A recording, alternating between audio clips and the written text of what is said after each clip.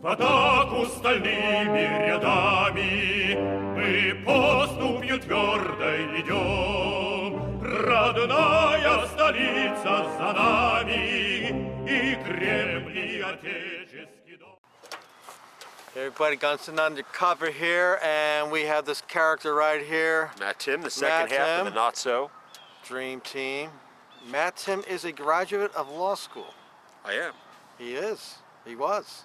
We combine our talents and our takes on life and our life experiences of two guys who, between the two of us, we've lived in what, 4 or 5 different states. Yeah, we've been around, and I have been around for 59 years, and I see what the system does to people. that's right. The less you have, the more they screw you, because the government preys. People like the police, they prey on the weak, because the strong, meaning money, people with money in their pockets, get the right lawyers and they beat this crap, and then they have influence and the cops want to screw them. So anyway, this video here is about our good friend there, Mr. Chief Michael Schneider, the Dumpy, the Oberstammfeller Commandant Schneider. Yes, he wants us all to live in a communist country. Yeah, checkpoints. Nazi country. And yeah, Nazi country. Now, you know what's interesting? I met this fellow who escaped from Soviet Poland when it was under the communist rule. Yes, and he told me a story, and I'm hoping to get him at some point to talk about this. I may have to bribe him with some money or something. But he told me a story how he was going down the road. He was going to dental school. And he's going down the road and he gets stopped at one of these Soviet checkpoints where he had to produce his papers, and he was telling me that the people they put out there were not the brightest in the world, and you know, you always had to play your cards right with these people because you could disappear. And he said that was a reality in Poland at that time. Now that man's the same age as me, so this is back when he was a young man, back in the late 70s. That's what it's like to live in a communist country where you don't have free movement, and the government is regulating and monitoring everything you do. So anyway, so one of the things that you people have been following our video know that we did is we took a sign, and I don't have the sign with me. I'm so mad. I took it out of the car yesterday, but I would have loved to have it as a backdrop. But anyway, we took a sign and we stood at a strategic point just ahead prior to the checkpoint, and Matt Tim here, who we made the decision would have to take the hit because he could represent himself, and if they were to try and stretch the law, right, or they were trying trying to the law, you know, make an arrest. Right.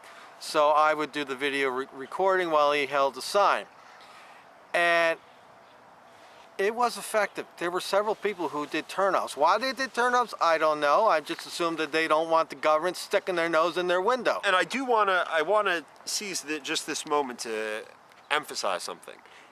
We did nothing out there except reiterate information that was already made public information. And we had, and the courts have ruled. I don't have the ruling, but I know there was this case there where the courts ruled that you have a right to communicate with other motors. We were communicating. That was the First Amendment right we did there. So we're out there, and of course a turncoat on another channel there had yelled out that, oh, hey chief, they're holding signs up the road. Doesn't matter holding signs up. This is the person who's all about the First Amendment when we know she's full of shit. She's not anything. She's just she's an attention craver. She goes out there, she wants to be buddies.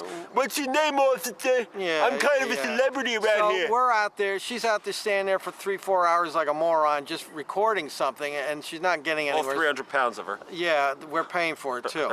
So we go out there, we see the wrongdoing that's going on, and we're trying to do something to put a stop to it. And of course, she's got to throw us under the bus, but it didn't work. Did not. It worked in our benefit. It backfired on him. So this Chief Schneider, you know, Dumpy.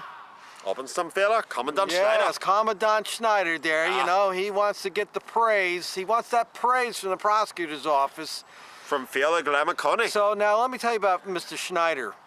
He is the senior officer in charge of the field operations for the DWI Soviet Union checkpoint, Dragnet. He left his post. He did. He left his post.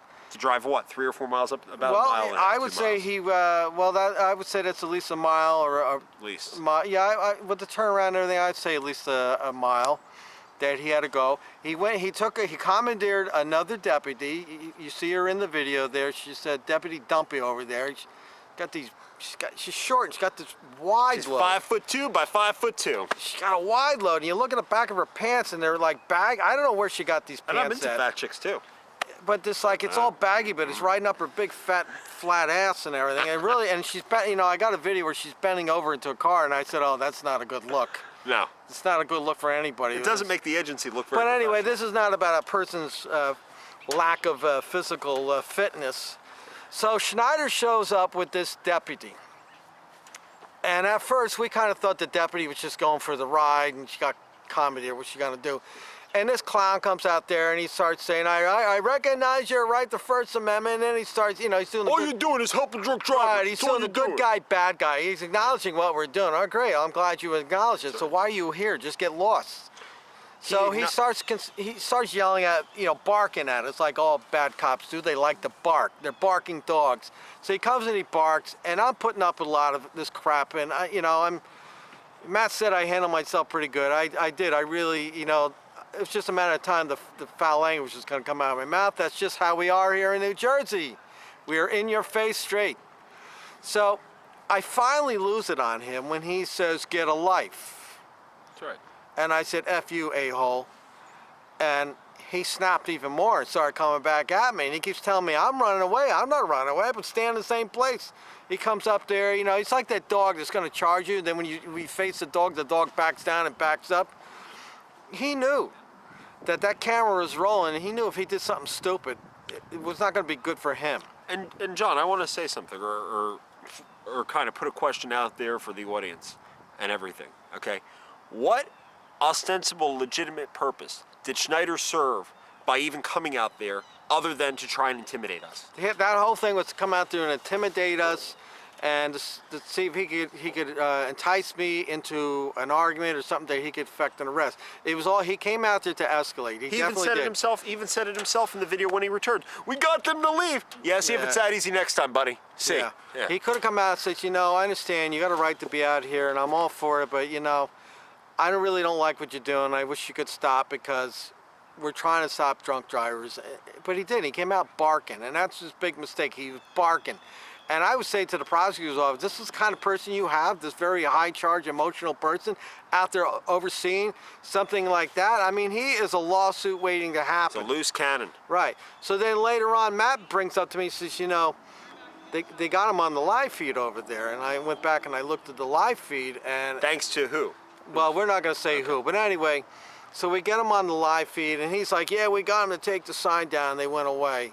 Well, we went away because we got what we needed, and you gave it to us. Thanks, Chief. Thank you, Commandant. But then we have Deputy Dumpy over there, wide load, who, at first Matt and I were kind of sympathetic towards her, and then we saw what she said, and I says, what a freaking white trash trailer park hoe she is. And she's A West Keensburg reject. Yeah, you know what? I don't even want to degrade people because I know there's some nice people over She in made the she made Sheriff Golden, her employer, look bad too. Yeah, she did. She was Very just, bad. She just said, they were a bunch of F and A-holes. That's yeah, right. I'm not going to say it.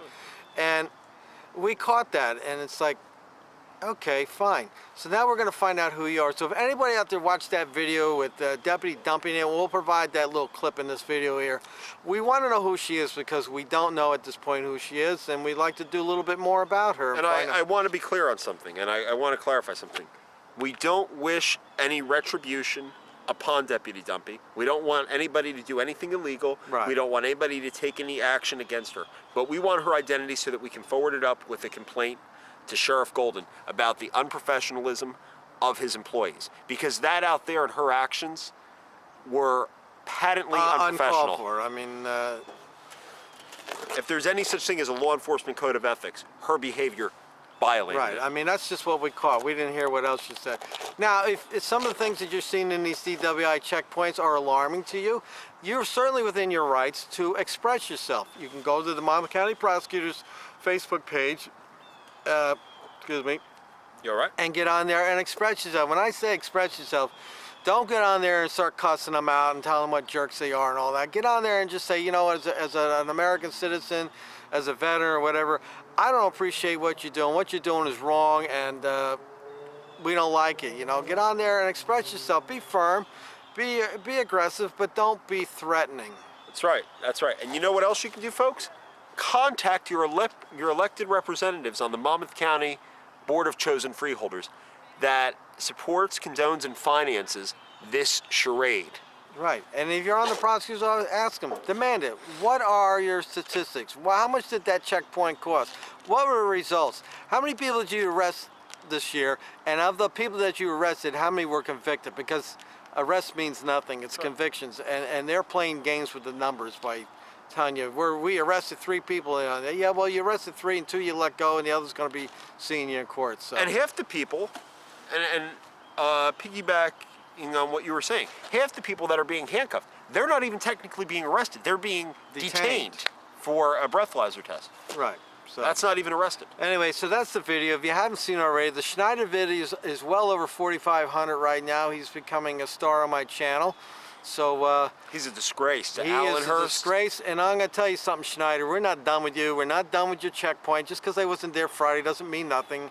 We are there. We are going to find out everything about you. We're going to get every little transmittal that you send back and forth to the agencies. We're going to get everything. The open request is a wonderful thing, isn't it, Schneider, huh?